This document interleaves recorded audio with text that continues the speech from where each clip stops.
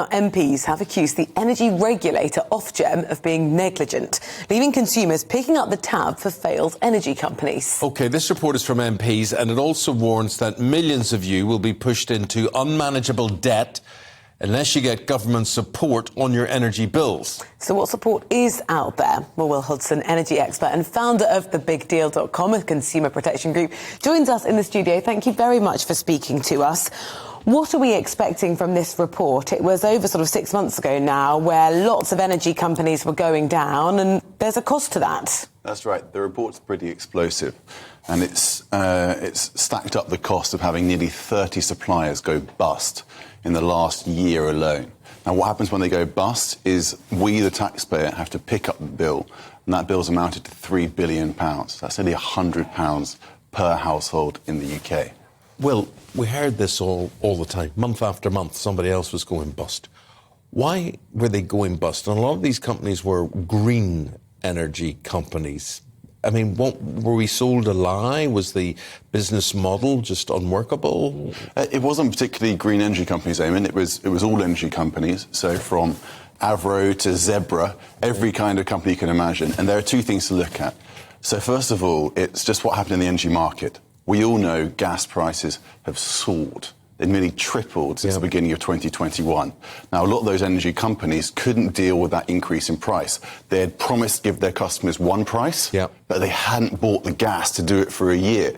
So when the gas prices went up, they couldn't afford to honour their promises. But the second thing, and this comes out in today's report, is that a lot of these companies were not necessarily well run at all. The order of the day from Ofgem was, let's get competition, let's get lots of energy companies, and it doesn't matter if some of them are being run by cowboys. I mean, do you have faith in Ofgem right now as an energy regulator? Well, you've got a different regime in Ofgem now. I don't think there's any doubt at all that they let too many energy companies in and their licence conditions weren't strict enough. So you have to have faith, but I'd expect them to make some big differences in how they regulate the market. Well, when an energy company says it is green, and how can they promise you green energy?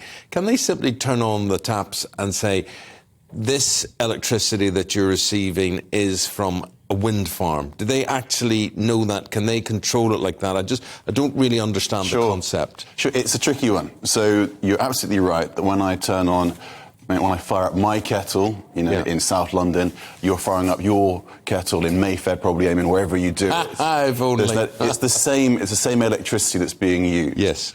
But the grid, where it all comes from, gets its energy from different suppliers' contributions. So if you're with a green company, they might have said, right, we're getting it from offshore wind.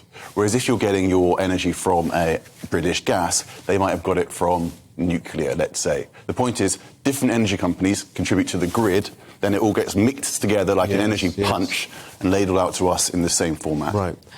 What is workable? What is sustainable now within these companies? Are we going to have the diversity that we had got 2 years or so ago, or is that now gone forever? It's a very different market now, Eamon. The truth is, a few years ago, the hope of getting the best prices we could relied apparently on lots of competition. You don't have that competition now because you don't have the energy companies. The way we get the best prices for people is through protection on bills and then also through energy efficiency measures by reducing energy usage. But we all know the price cap is looming again in October, and right now in the midst of a heat wave, it doesn't feel like our immediate priority. Those prices are going to bite really hard, really soon. As individuals, what can we best do to try and mitigate how bad that's going to be? Well, you were lucky we've got a certain amount of support from the government, but what's really in your gift is how much energy you use. Now, it might be the case that now's the time to fix the roof when the sun is shining, by which I mean energy efficiency. We've had both candidates in the Tory party leadership contest talk about it. Britain has got the oldest housing stock in Europe, right? And we can take pride, I think, in having built houses that were made to last. But those houses are drafty. They leak energy. And if you can plug those leaks, you're going to save up to £600 from your bill. So the message of yesteryear was switch energy supplier to get the best price. I think the message going forward is look for energy efficiency so as to reduce your energy usage. OK. Well, fascinating talking to you. Will's a consumer champion. The company is How to Save It. Thank you very much indeed. Appreciate it. Thank you.